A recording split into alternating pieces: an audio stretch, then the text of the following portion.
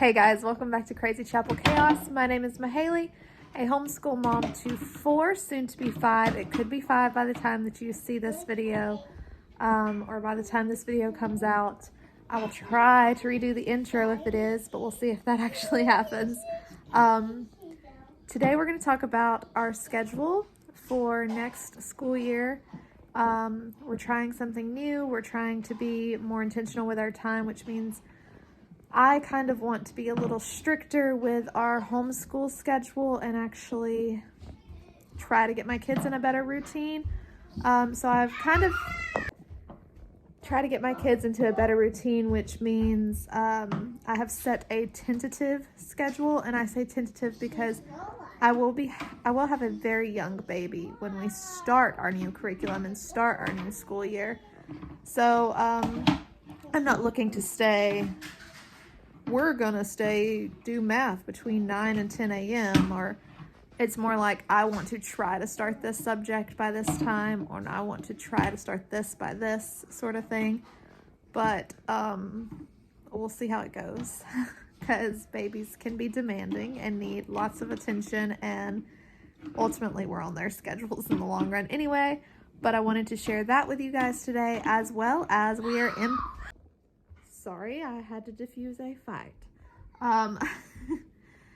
As well as I wanted to go over the fact that we are implementing chores, age-appropriate chores for each of our kiddos for morning, after school, and before bed. So we're going to talk about that today as well in this video and show you what they're going to be responsible for. So yeah, let's get to it. Okay guys, so I filmed the intro for this video earlier today, but I just now got my kids down for the night, and my husband's working late, so I feel like now is the perfect time to actually sit down and talk about schedules, routines, and chores, and how we're going to attempt to take that on this coming school year. Ignore my broken door. My dog, before we got her kennel, when we first got her, she had really bad separation anxiety and ate my door. So it's on our project list. But anyway, yeah, so we're gonna work on our schedule and routine, and I'm gonna share that with you guys.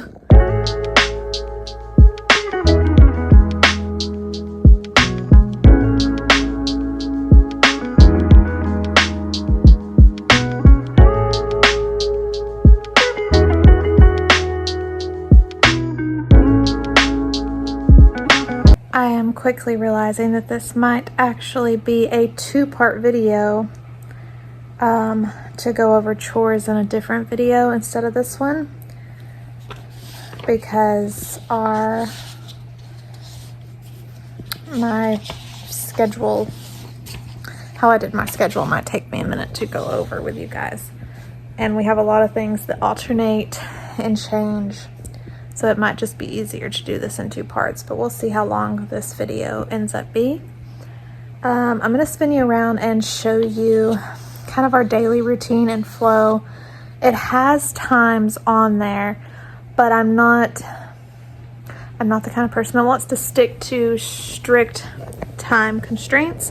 This is more a goal of when I would kind of like to start and stop something, not it's not going to be the end of the world if I can't start and stop then, because everything is very tentative and changing and free flowing, especially with the fact that we're fixing to have a newborn, and it's going to take a little bit to get everybody in a good schedule after that. But I'm going to spin you around and show you our daily routine flow that is my goal, and we'll see how it actually works. So I guess this will end up having an update to it eventually too, to see if it works out. Okay, so I'm usually up well before 6:30, but the kids, I'm gonna try to start getting them back up around 6:30, 7, let them wake up, have breakfast, morning chores, get ready for the day, and some free time would come after that. And then by around 8:30, I want to do our read aloud, calendar time and songs, STEM sensory coloring while we're doing our read aloud, just to keep their little hands busy. At 9, we will do our group, or around 9. I'm saying at 9 like that's gonna work out perfectly. We all know it's not. We're gonna try though. Group subject, we will be alternating history and science, and they can have their morning snack. And then around this time, my current youngest student age, school-aged kiddo, who will be technically in kindergarten, will work with mom, because most of her work is very mommy intensive still, because she's still little. While she's doing that, my other two will do their independent reading as well as have some free time. These two are going to be in the same math level in our new curriculum, so they will do math lesson together, and this one will play with a STEM tub or have some free time. I'm cutting out a lot of our screen time, so I'm trying to fill their day with other activities, so you'll see a lot of that, especially for her, especially for my soon-to-be kindergartner, because she doesn't have a ton of schoolwork because she's still so little. Around noon, we will do our lunch afternoon chores and have some free time and outside time. We will even eat lunch outside if it's nice. And then my oldest will do the work that requires mom. My son will work on his independent work. And then my kindergartner, current 4-year-old, will do her reading eggs and have some free time. We'll pull out Play-Doh or sensory stuff just to keep her little hands busy. Then my son will do his work with me. My oldest will do her independent work, and then I will find a quiet activity for this one to do.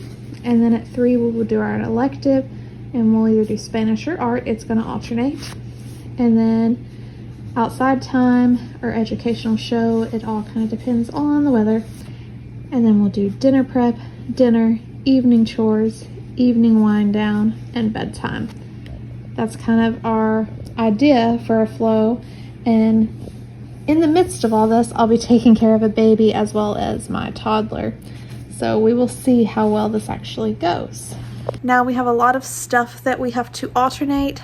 I will not do science and history all in one day. I will not do both electives all in one day. We have co-op one day. We have a library story time.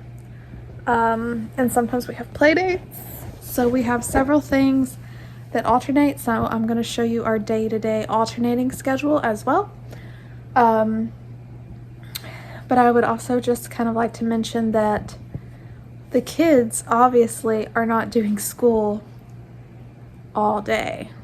They are doing a lot of free play, imaginative play. I saw this thing that I'm thinking about doing, especially for my younger ones when they're having that free time. Like you have to pull a popsicle stick and it's going to tell you an activity you can do, because we are trying to limit some of our screen time. So I'll probably do that to fill in some of their free time for them with semi-structured activities, I guess, but very imaginative activities. So now that I'm going to flip you over and show you our day-to-day schedule. I'm going to be doing a lot of school, it seems like, but for me and for my kids and how they learn, separating them and letting them do their independent time with mom really helps that that focus that they need, because I do have children with ADHD and sensory processing disorder, so that that gives them more of what they need. So that's why I do a lot of school, because I have to keep them separate for certain things, but they still get a lot of time to be kids. So this is like you saw me preparing this at the beginning of the video, but my day-to-day checklist. The top box is morning, bottom box is afternoon. The things that rotate, everything pretty much stays the same, except for we rotate STEM, sensory, coloring, free art, Those three alternate, and then science, history, science, history, science. It even does it down here. Every other Tuesday we have library. So that's the only thing that changes on Tuesdays. And then we also alternate our electives: Spanish, art, Spanish. Thursdays, same thing. You know, we're alternating our STEM and our sensory with Fridays: history and science, art and Spanish. We have co-op every other Friday, but you'll see that my Friday says Fun Friday. So it's very different than my every other day schedule. We will do our read aloud and we will do our calendar time. If we have co-op, we will do co-op first and then come home to do this other stuff. They will have sensory and they will have science. Any kind of quizzes that they might have. I know their math curriculum has quizzes if they need to have a spelling test. Those will be taking place on Friday, but everything else will be like fun, you know, park or extra outside time, game choices, a movie or documentary, Spanish. We're not trying to get through all of this every Friday, but these are our ideas for Fun Friday and what we want to do for Fun Friday. So that is a look at how I'm trying to be slightly more intentional with our time. We have scheduled chores time during the days as well now. And so I will go over our age appropriate chores for each of our children in the next part to this. I am going to split this into 2 videos because it's a lot to go over when you have a lot of children. But that is how I'm going to try to be more intentional with our time, especially during school, and try to get my kids into a better routine. Because again, as I mentioned, I have children who have ADHD as well as sensory processing disorder. I have ADHD and OCD myself. So we are trying to be more intentional and get ourselves in a routine per the request of our doctors, because it's supposed to help with all of that and make things easier and transitions easier. So yeah, that's our tentative routine. Again, things are ever changing, especially when you have little kids. So we'll see how it works, and I hope to update you guys with good news on how it worked soon.